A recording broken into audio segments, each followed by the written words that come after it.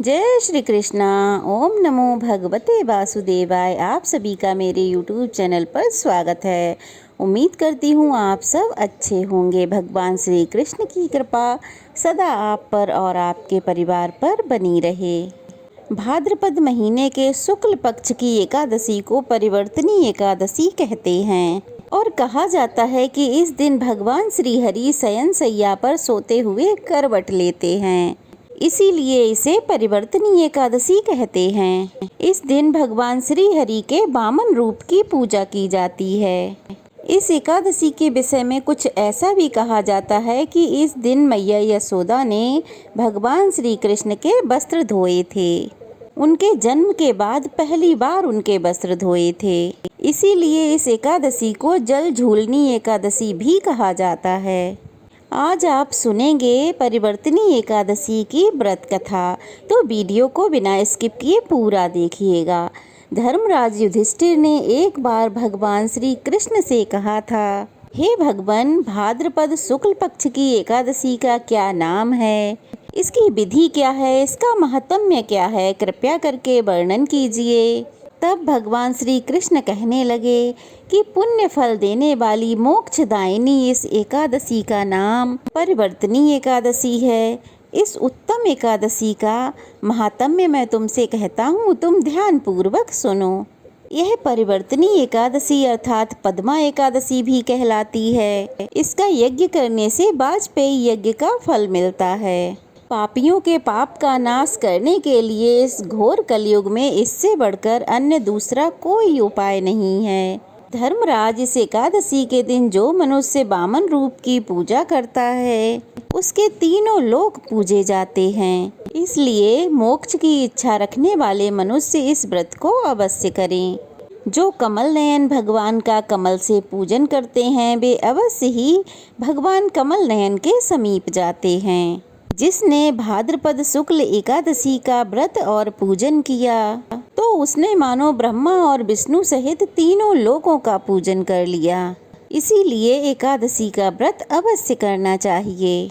इस एकादशी को भगवान करवट लेते हैं, इसलिए इसे परिवर्तनी एकादशी कहते हैं। भगवान के वचन सुनकर धर्मराज युधिष्ठिर बोले, भगवान, मुझे तो संदेह हो रहा है, आप किस प्रकार सोते और करवट लेते हैं और किस तरह आपने राजा बलि को बांधा और वामन रूप धरकर क्या क्या लीलाएं की। चातुर्मास के व्रत की विधि क्या है और आपके शयन करने का क्या कर्तव्य है, वो आप मुझे विस्तार पूर्वक बताइए। तब भगवान श्री कृष्ण कहने लगे, हे राजन, सभी पापों का नाश करने वाली अब आप इस कथा का श्रवण कीजिए। त्रेता युग में बलि नामक एक दैत्य था। वह मेरा परम भक्त था। तरह तरह के उपायों से, वेद सूक्तों से वह मेरा पूजन किया करता था। नित्य ही ब्राह्मणों का पूजन और यज्ञ के आयोजन भी करता था। लेकिन इंद्र से द्वेष के कारण उसने इंद्रलोक और सभी देवताओं को जीत लिया। इसलिए एक बार सभी देवता एकत्रित होकर बहुत सोच विचार कर भगवान के पास गए। बृहस्पति जी सहित अन्य सभी देवता भगवान के निकट जाकर वेद मंत्रों सहित उनका पूजन करने लगे।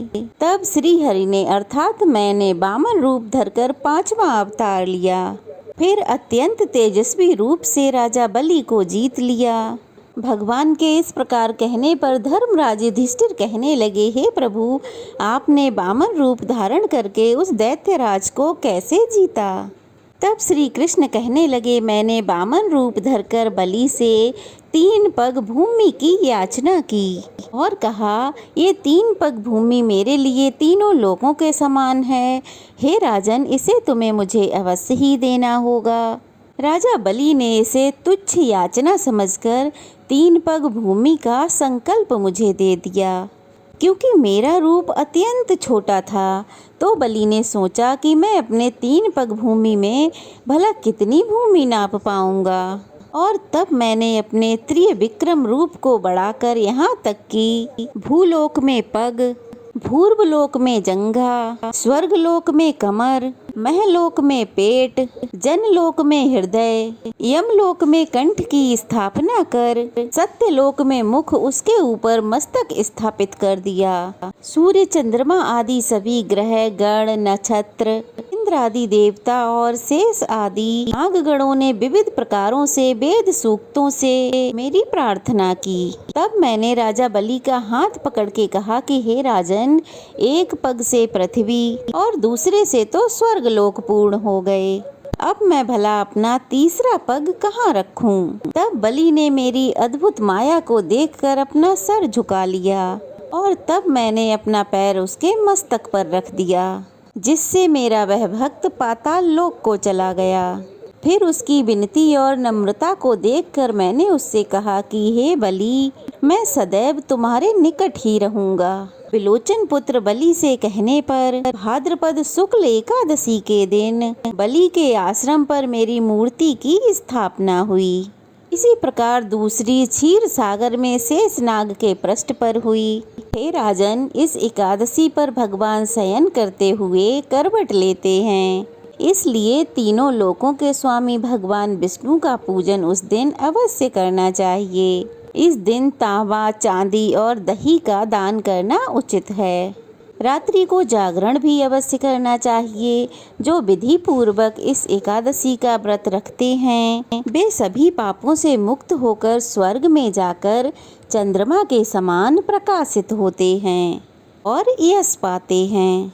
जो भक्त इस पाप नाशक कथा को एकादशी के दिन पढ़ते अथवा सुनते हैं उन्हें 1000 अश्वमेघ यज्ञ का फल प्राप्त होता है। एकादशी का व्रत रखने के लिए एकादशी के दिन सुबह जल्दी उठकर स्नान आदि से निवृत्त हो जाएं। घर के मंदिर को साफ शुद्ध करके उसमें दीप जलाएं। भगवान विष्णु का गंगा जल से अभिषेक करें। भगवान विष्णु को पीले फूल और तुलसी पत्र अर्पित करें। तुलसी पत्र एक दिन पहले ही तोड़कर रख लें। अगर संभव हो तो व्रत रखें और भगवान के सामने व्रत का संकल्प लें। भगवान की आरती करें। भगवान की व्रत कथा जरूर पढ़ें अथवा सुनें। उनको भोग लगाएं और ध्यान रहे इस दिन भगवान का भोग फल, मिठाई या सात्विक चीज़ों का ही होना चाहिए। भोग में तुलसी दल जरूर रखें, क्योंकि बिना तुलसी दल के भगवान अपना भोग स्वीकार नहीं करते हैं।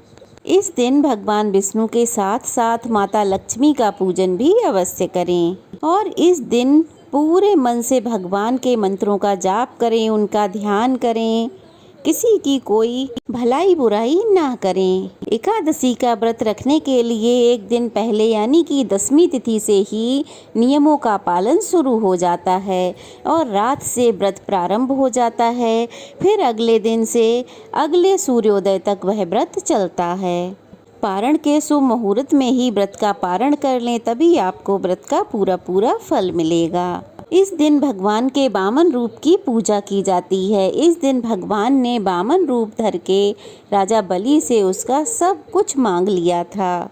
उसकी भक्ति से प्रसन्न होकर अपनी प्रतिमा भगवान विष्णु ने उसे सौंप दी थी। इस वजह से इसे वामन ग्यारस भी कहते हैं और इसके व्रत के प्रभाव से 1000 वाजपेयी यज्ञ की प्राप्ति होती है।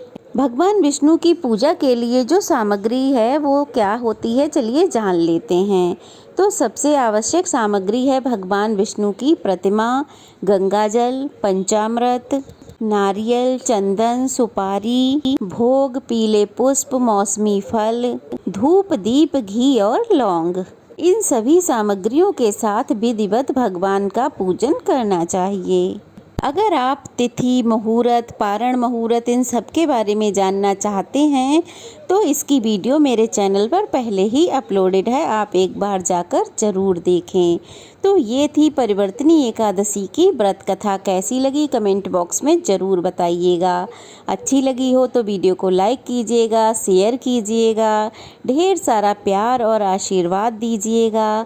अगर नए हैं तो प्लीज़ जल्दी से चैनल को सब्सक्राइब कर लीजिएगा। तो चलिए फिर मिलते हैं, तब तक के लिए भगवान विष्णु की, श्री हरि की कृपा सदा सर्वदा आप सब पर यूं ही बनी रहे, सबके परिवार में खुशहाली रहे। जय श्री कृष्णा।